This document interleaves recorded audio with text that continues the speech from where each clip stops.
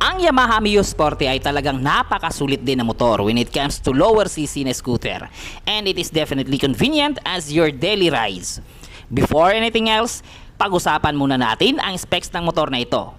Ang scooter na ito ay gawa sa isang dekalidad na brand, ang Yamaha, na isang nangunguna when it comes to motorcycle na pag-uusapan. Ang Yamaha Mio Sporty ay mayroong 1-cylinder, forced air-cooled, 4-stroke, single overhead cam with automatic gears. Meron itong 50mm bore at 57.9mm stroke, at kahit meron lang itong 113.7cc when it comes sa kanyang engine displacement, na kung saan pumapalo ito ng maximum power ng 8B horsepower at 8,000 RPM, at umaabot naman ito ng maximum torque na 7.4 Nm at 6,000 RPM. Medyo hindi naman ito kabigatan na motor dahil meron lamang itong bigat na 95 kg standard dry weight, at meron din itong 3.7 liter sa fuel tank capacity nito, at saka meron lang din itong 0.81 liters in terms sa engine oil capacity. So kung ikaw ay naghahanap ng isang maganda at convenient na scooter with lower cc, maaari mo itong ilagay sa listahan ng pagpipilian mo, ang Yamaha Mio Sporty.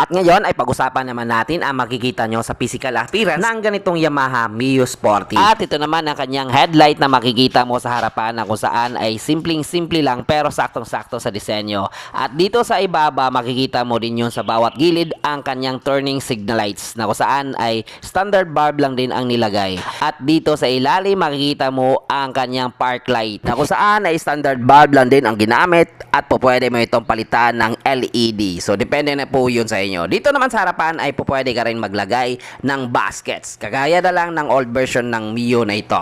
At dito sa gilid, sa itaas, sa may throttle, ay makita mo ang brake levers sa harapan, at dito naman yung brake lever sa likuran. So yan po ang maaari nyong makita. Dito naman ito yung throttle. So ganyan na makikita nyo sa harapan sa ganitong klaseng scooter. Dito yung sa kanyang headlight, switch off at switch on. So yan po ang isi-switch nyo. Tapos dito yon nyo para mag-ilaw po yung kanyang headlight. At dito sa ibaba makikita mo naman ang kanyang electric starter. So ganyan po kasimple lang ang kanyang electric starter sa gilid, while ito po ang kanyang throttle. At dito naman sa yung kanyang panel gauge ay analog pa. So simple lang, hindi siya yung digital talaga. So ito po yung turning signal lights, dito po yung headlight na sign, at saka ito fuel gauge. So ganyan lang po kasimple ang makikita mo sa harapan ng motor na ito. At dito naman na side ay itong turning signal lights, left and right. At saka dito sa itaas itong high and low beam. Saka dito yung serbato. At ito naman po ang kanyang side mirror na ngayon. So medyo malaki, hindi na po ito yung stock na nilagay ni Bayaw. So maganda rin kasi mas malaki. At dito po yung susianan ng ganitong klaseng scooter. So ganyan lang din ang makikita nyo sa susianan sa motor na ito. At itatry natin yon ang susianan para makita nyo kung ano ang gagalaw sa panel gauge ng motor na ito. So parang walang masyadong gumagalaw. Pero dito meron siyang voltmeter na nilagay ni Bayaw. So to check kung okay pa ba ang battery mo. So napaka-importante din yan. So dito sa bawat gilid ay meron siyang lagayan, kahit cellphone or ano na pwede mo ilagay. At dito naman sa gitna ay nilagyan ng accessories ni Bayaw, na kung saan ay pwede mong paglagyan ng item na mapagsasabitan. At dito sa ilalim ay napaka-spacious po yung sa paa. So pwede ka rin maglagay ng mga bagay dyan. At dito naman sa gilid ay yung apakan niya ay medyo tamang-tama sa mga nakasakay sa likuran.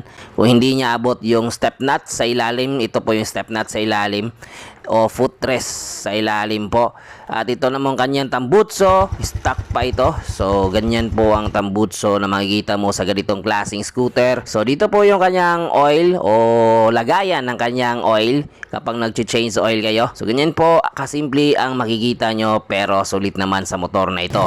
So sa likuran na bahagi, ganyan po ang mugs na stock na makikita mo sa ganitong klaseng scooter. Same lang din sa harapan. At maliit lang po yung round ng size ng gulong sa ganitong klaseng scooter, no? Nasa 14 inches lang ata ang size ng round. And the good thing sa motor na ito ay meron pa po siyang kickstarter na kung saan kung hindi man gagana yung kanyang electric starter ay pwede mo itong gamitin yung kanyang kickstarter. At ganyan naman makikita mo na disenyo dito sa gilid sa motor na ito na kung saan dito po nakapaloob yung kanyang belt na nagpapatakbo sa gulong ng motor na ito. At ito po ang makikita sa likurang bahagi ng mugs na ito.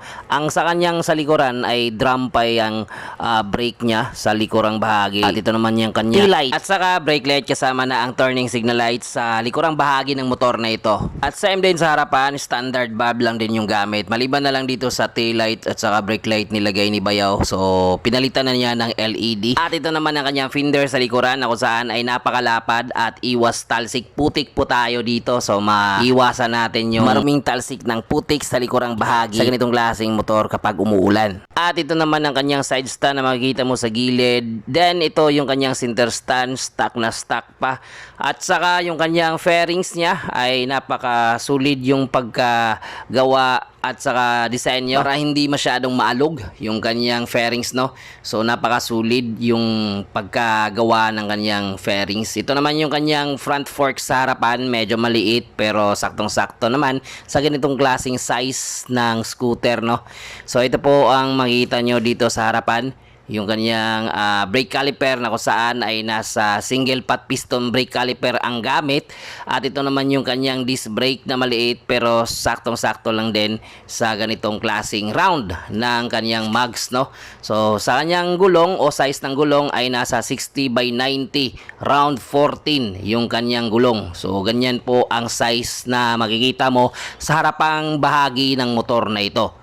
At while sa likurang bahagi na size ng gulong na ito, so ikot natin para makita nyo yung size o actual size na standard na size ng gulong na ito. So ito po yon, 70 by 90, round 14 po yung size ng gulong sa likurang bahagi ng Mio Sporty. So ganyan po ang makikita nyo. Yung iba ay pinapalapad yung sa likurang bahagi ng scooter na ito. So all in all, yan po ang makikita nyo sa motor na ito. While itong kanyang upuan, smooth na smooth, I think ay stock pa ito. So hindi pa napalitan ni Bayaw yung kanyang upuan. So sa harapan ganyan po ka simpleng cool ang dating ng motor na ito. Sulit na sulit para sa isang scooter, sa isang maliit na scooter sa 113cc na scooter, di ba? Ang astig na tingnan. Pang city driving, solved na po kayo dito. So ayun mga amigo, no? So yun po ating simpleng pagre-review patungkol sa Yamaha Mio Sporty na kung saan ay isa din sa napakasulit na scooter when it comes sa city driving at saka for your daily rides. So yun po ang aking naipakita sa inyo at sana ay makatulong po sa inyo ang video na ito. At syempre kung bago ka pa lang dito sa aking video, don't forget to like and share at kung trip mo ang mga ganitong klaseng vlog, yung pagre-review at saka mga motovlogging, pro motovlogging, and also yung mga reaction videos. Don't forget to subscribe and click the bell para updated kayo sa mga bago nating uploads. And also, paki-visit na lang din sa ating YouTube channel at saka sa ating Facebook page. Same lang din yung aking name, Rod Chris Bisdak Motovlog. So once again, this is Rod Chris Bisdak. Lagi nasasabi, always pray before you ride. Ride safe always mga amigo, mga amiga. Ang pinta kanunay para wala lumping. God bless us all. Peace out. Bye-bye.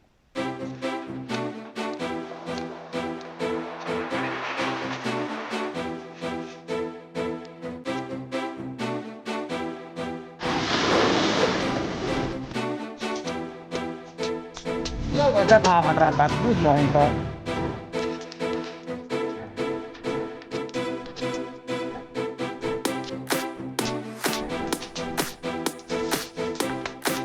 Udah biasa kaya.